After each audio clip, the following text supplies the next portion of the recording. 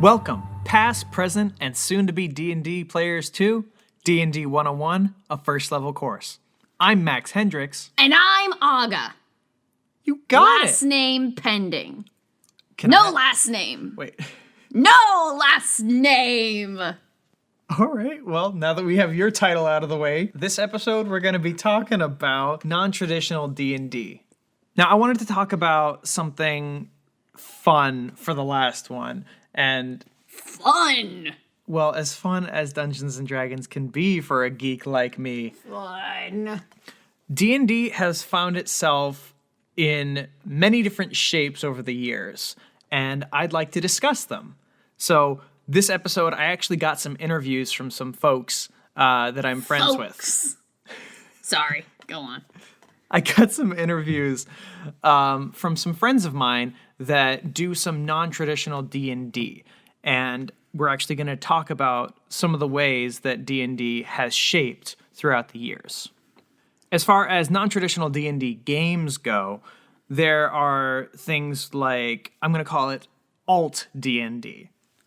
AD&D, Advanced Dungeons & Dragons. Perfect. No, No. it's wrong. It's wrong. Okay.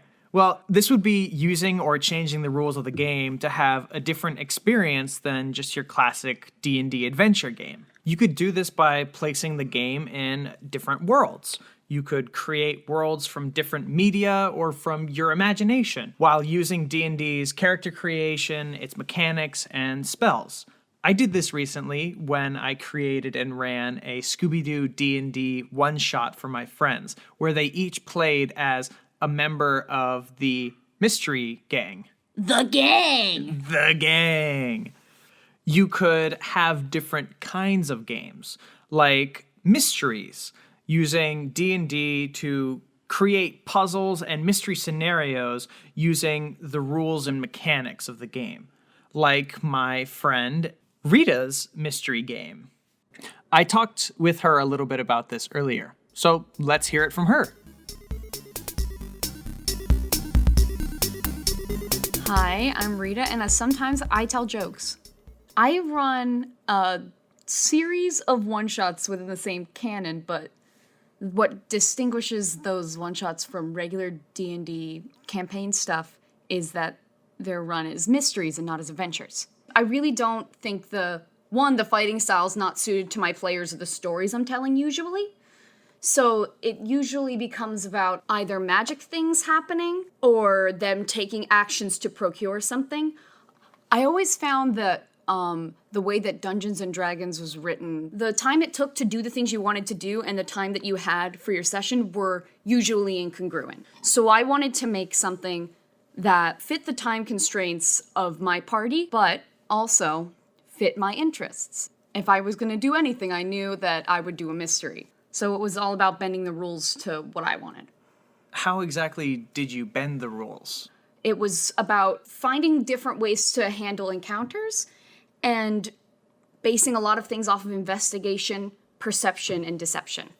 And charisma. Okay. Because those are all the kind of skills that you'd be using as a detective at the scene of a crime. The first thing I did was I told my players, I told them to roll a character that had an interesting nightlife so that I could give them a day job. I asked them pretty much to roll a fun character rather than a stat-balanced D&D fighter-type character, which caused them to come forth with really funny characters such as a conspiracy theorist who's also a stoner and a drag queen. But during the day, they are the owners of a mystery agency. Cool. They are detectives that work independently of the law solving crimes. How exactly do you write or plan for your sessions? I think after I have the idea kind of vaguely of what I want to do, I would write kind of like a news article type, just like a few paragraphs explaining the underlying thing, whoever did it, the crime, and how they did it, and what all the other details are fleshed out in that. And then I could work that into a narrative-based storytelling thing. You have to set up the checks a little more specifically, because checks determine whether or not they're going to find details they need or get answers out of people that they need to progress. 1, you need to set a range of what they can tell you, and 2, you need to make sure there are multiple ways and multiple routes they can take to reach the final conclusion that you want them to reach, because sometimes their check is not going to be good enough. And if you hinge your entire mystery on whether or not they roll 12 on one thing, you're not going to have a good time. Because because I like storytelling, I tend to write whatever description I want them to have, and then I draw a little arrow on the page that lets me know it's time to give them choice to do whatever they want. I'm not so much hand-holdy to my players as I am hand-holdy to myself with planning. Because instead of an adventure, a mystery, like, all the details need to fit together in a specific way. If you DM too loosely, and there's totally room to make stuff up, but if you make up the wrong thing, you could kind of turn it in the wrong direction. There is always one culprit. With a mystery, there's not so much room for multiple endings in terms of who did it. What is a mystery that you've run that you particularly enjoy? Okay, so I think the one that I'm the most proud of was my Hangover one. The beginning is always the same. I always begin with, "Welcome back, detectives. It's been a rather slow day at the office. You filed all your paperwork. So what are you doing to pass the time?" It gives them a fun choice at the beginning that they get to make. And then the phone rings. This time the person who called actually was not experiencing mystery. It was their friend, Franny, who wanted to go out for dinner with them. They met, and she bought them shots. And then they woke up in a hotel room full of strangers with the TV on. And basically the news report was that there was a string of robberies taking place near where they were last night. And so the two of them had to piece together basically what happened last night. And every time they went to a place, I had them roll a D4 for memory. And whatever they got was a detail they remembered of the last night. When they got to the drag bar, they found one of their items, which they had previously lost, and was broken. It's like a orb camera magic item thing, where they could go back on the footage and see Fanny robbing the place. And they could piece together, oh, we're suspicious from this person from what she did here. Like, she would disappear when they were at places. Eventually, not only did they have their suspicions, but they also had concrete evidence. Finding a way to meld those two together and reveal those in the right way makes a good and entertaining mystery. Once they found that, I hadn't written anything more. I planned nothing more.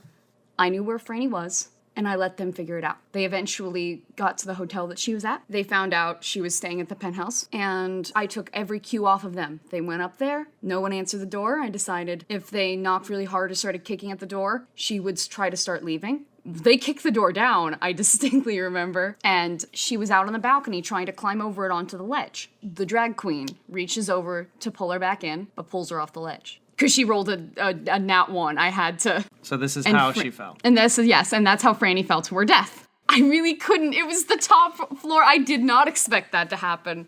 But my players had a really good time, and that was the most creative, I think, that I have been able to get with melding my mechanics with the dice and incorporating that into a storytelling model. All right. Awesome. I think we're good. Go on for too long. Okay. Thank you very much for speaking with me about your games. Of course, D&D doesn't need to be so ephemeral. It can be concrete as well. D&D has It can take place in the physical universe? I mean, you could write it like that, but I mean more like a board game as opposed to just using your imagination. Ah! Right. So D&D has put out board games and other games as well. Officially licensed things and unofficially licensed things. As far as board games go, there are games that are based on D&D or exist in the D&D world, like adventures that are similar to actually playing the game, like the Castle Ravenloft board game, where you adventure through a vampire-infested land. There are things like dungeon exploration or treasure hunts, things like Dungeon, the board game, or Dungeon Mayhem, which is a card game where you assemble a party using cards and try to hunt down treasure. Of course, there are also extensions of existing games. One such example is Betrayal at Baldur's Gate, which is basically a D&D version of the board game Betrayal at House on the Hill. But who lit what in the what? You and a group of your friends are... Zera? Sure, let's say you... And Frumpys? And... Nope. Just say that you, Zera, and Frumpys are all going... And Jerry! Got it. Sure. You, Zera, Frumpus, and Jerry are a team of sleuths who are going into this abandoned house, which, surprise, surprise, turns out to be haunted. You explore through the area, placing down tiles to create the rooms that you're adventuring in until a haunting happens, and you have to defeat an enemy who may be previously your friend or something else where you're all trying to fight it together. And there's a D&D version of this game that is set in Baldur's Gate, which is a location in Faerun. Board games aren't the only kind of games that D&D has made, though. There are tons of video games that have come out, so many that I couldn't list them all in this episode. But I just wanted to go ahead and give you some of the top hits. So there are, of course, single-player video games, adventures that take place in the D&D world or use the game's rules. Things like Neverwinter Nights, which is a series of computer games that take place in Neverwinter. And there's things like Baldur's Gate or Skyrim, which is only based on D&D and doesn't exist in the universe, but is inspired greatly, along with the rest of the Elder Scrolls series, by D&D. There are also simple clicker games, which is like a recent addition to D&D games, which are click-based side-scrollers. Things like Idle Champions of the Forgotten Realms, which is conveniently on pretty much every existing system, including your computer and your phones now.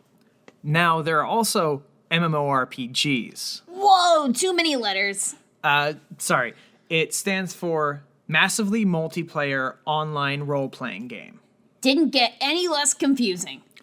It's a bunch of people all playing online in the D&D world, taking actions and going on quests in real time. And there are different versions of these MMORPGs. There was, and still is, Dungeons & Dragons Online, as well as this, I think, very popular game called Neverwinter. Is Gary Gygax alive in Dungeons & Dragons Online? Is he there? No, I mean, I suppose... Is that where his soul is? I suppose that somebody could create a character of him, but I don't think that Mr. Gygax is currently inhabiting... is currently haunting the MMORPGs of his created game. Along with the MMORPGs, there are also arcade games of D&D. These are typically side-scrolling beat-em-up games that focus in on a story or a quest. There are different classes to play.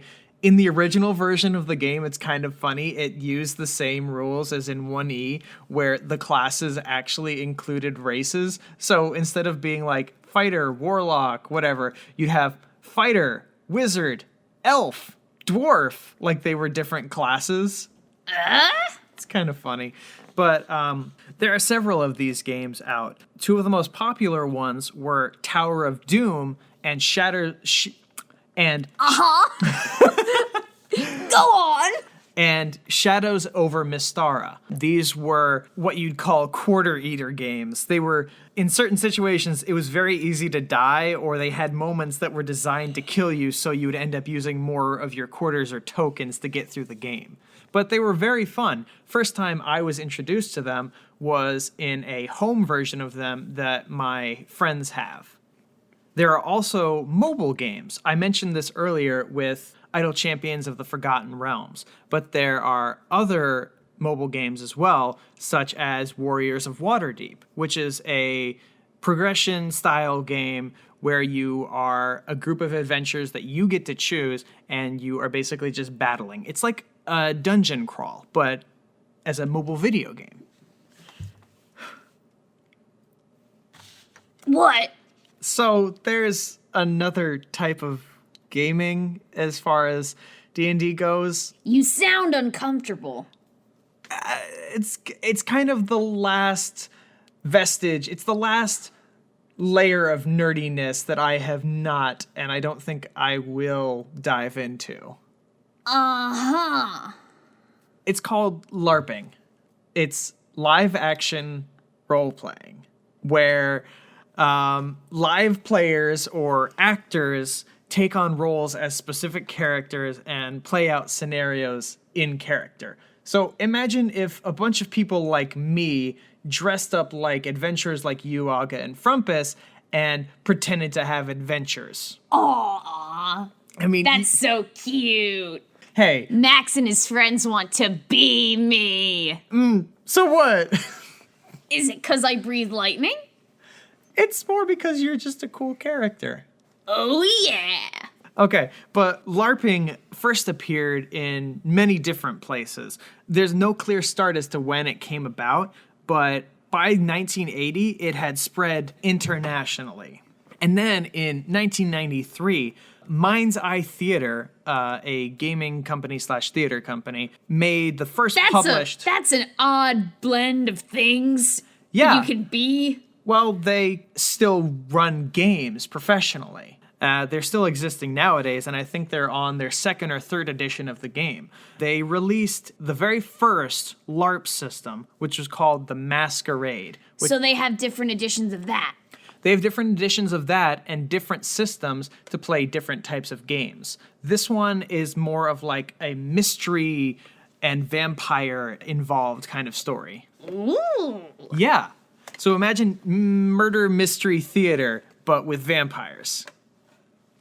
So D&D is not only a game, though. I've said this a few times before, but this time I mean it literally. D&D can be used as a tool in real life, not just in the game.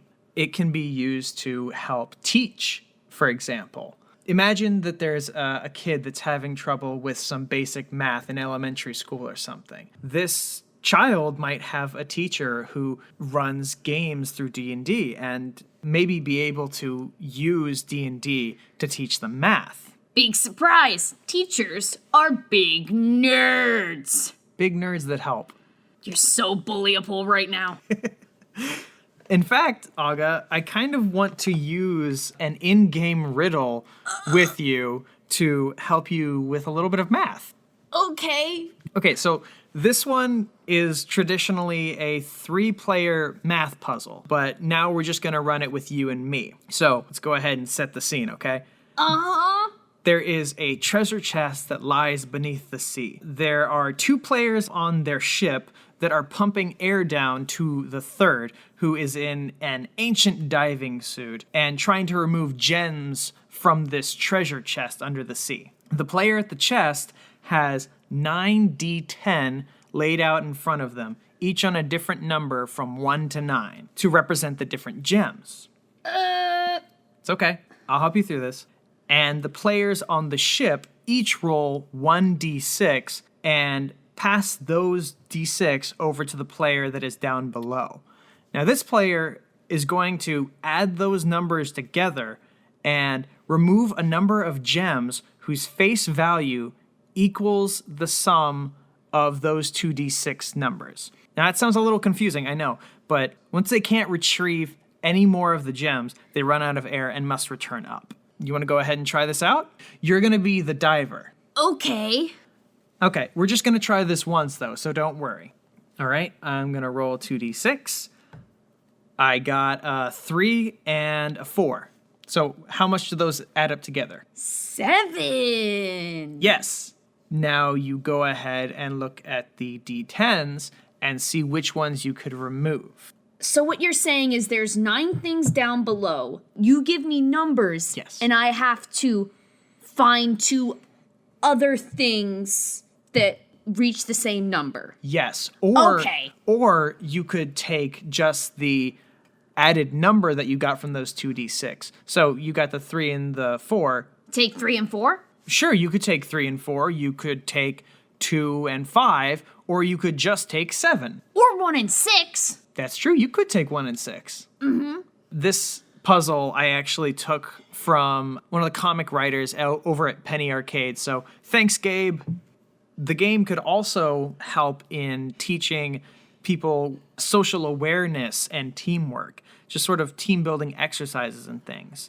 There are certain organizations that are dedicated to aiding children's learning through in-class use of Dungeons and Dragons, having them role play in certain situations to help them figure out a writing assignment or math or whatever.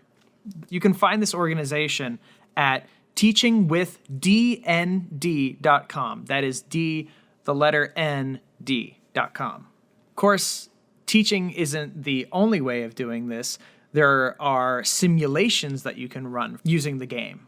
You can use the mechanics of D&D to create real-life situations to work through. It's similar to a Model UN club or training simulations. But for even bigger nerds. Exactly. Peak nerd. Ugh. So, a political science class at McGill University used D&D to teach students skills like political conflict resolution,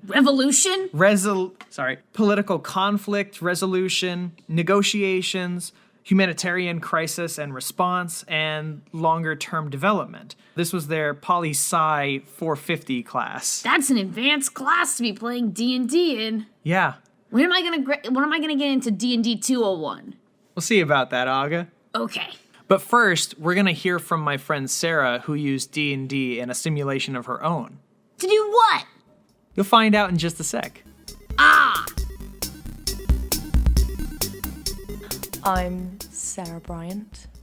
I am a choreography and dance student from the University of Winchester in the UK. And yeah, I just finished up my dissertation module, so that's kind of relevant, I guess. So this dissertation, this is what you use D&D for? Yeah, so I used that within like my research and the crafting of the final performance. And within that, like within the module framework, you're supposed to create what is a 12-minute dance piece. It's crafted from your research.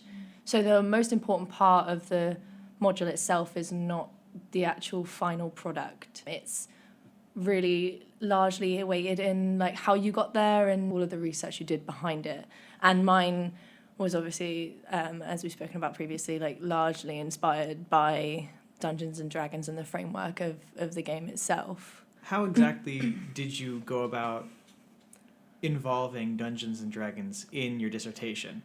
So I went away and I was watching a load of stuff online, and I came across this one TED Talk by a professor, and his subject is morality. His TED Talk really took me because he was talking about how tabletop roleplay games were obviously massive when he was growing up, and like that was something you do, and you'd sit in someone's basement, and I guess obviously people still do it now. Yeah. And he was talking about, in terms of his research, how he found it was quite easy when teaching ethics and morality to people. They get stuck in thinking like case studies, and stuck being in this place where like, well, if I were in that situation, I would have done this differently. Mm-hmm. So he continued to say about how he then took tabletop roleplay games and made them into ethics simulations. And then he would present them a scenario in which their country is like under attack or they're facing a certain issue and they have to make decisions.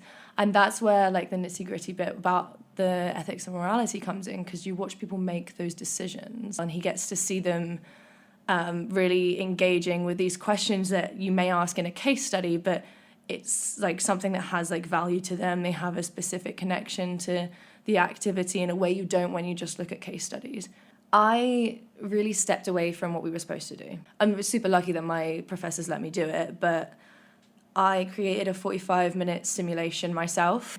In terms of what like actually happened on the day, it was that I had 15 participants who showed up, and at my work, luckily, we have this private dining room, which I used, and it had like a television screen, which I needed.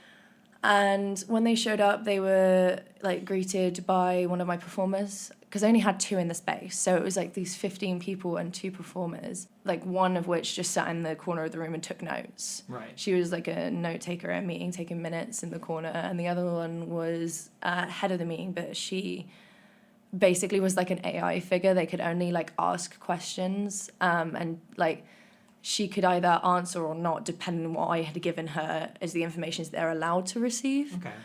She acted as more or less like my DM. And then they were played this opening address, which was basically me speaking, but in like the most hyper British accent ever, like the Queen's English. That's very posh. Yeah, and they're introduced to it that they're there to advise the leader of the country in light of a crisis. So there's a virus that is broken out and they have to save the country. And all the while that this broadcast is being played, there's like a video that is projecting to them like the symptoms of the virus. You get to see like various patients in medical facilities.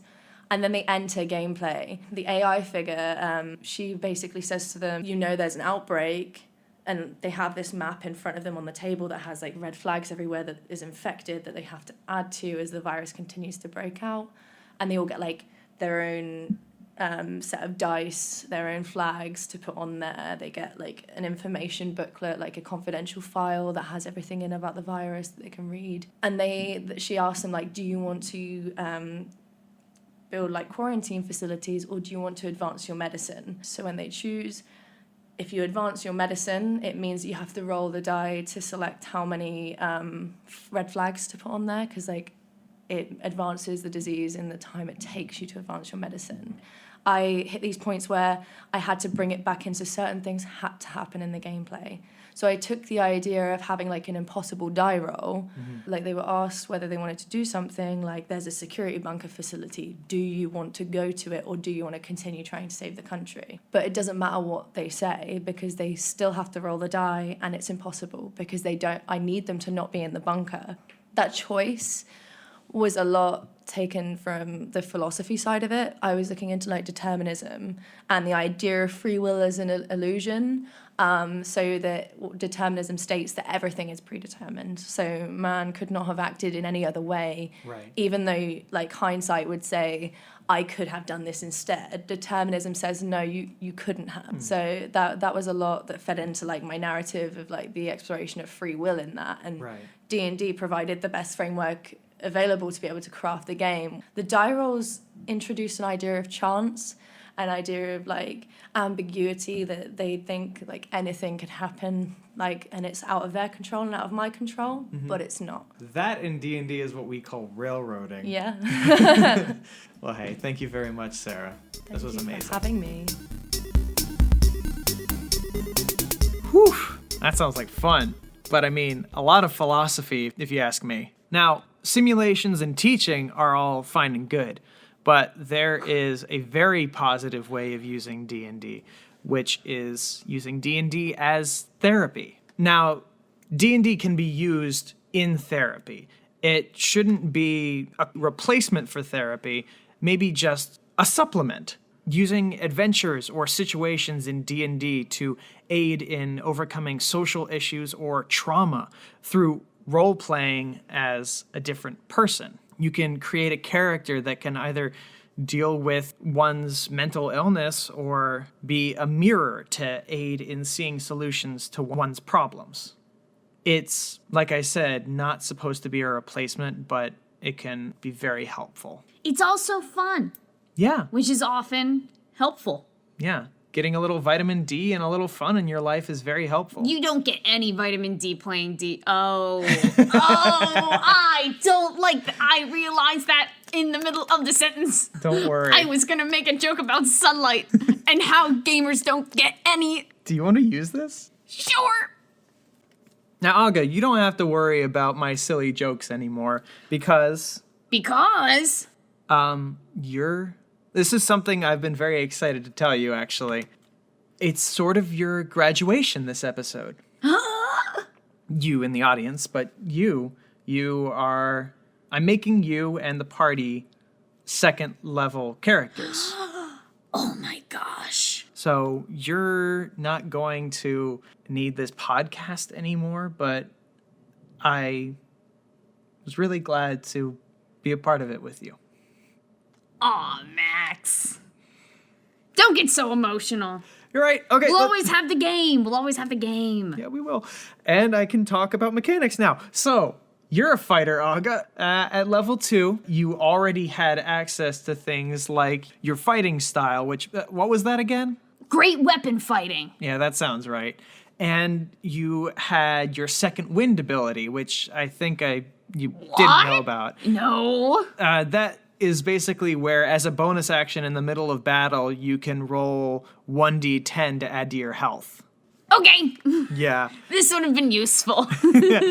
But at second level, you get an action surge, which means The soda? no... From your world? No, not surge. That wonderful, wonderful fizzy drink. An action surge is basically where you get to take a second action during one of your turns in combat. You can only use it once per long or short rest, but it is very helpful. It could help you take additional attacks.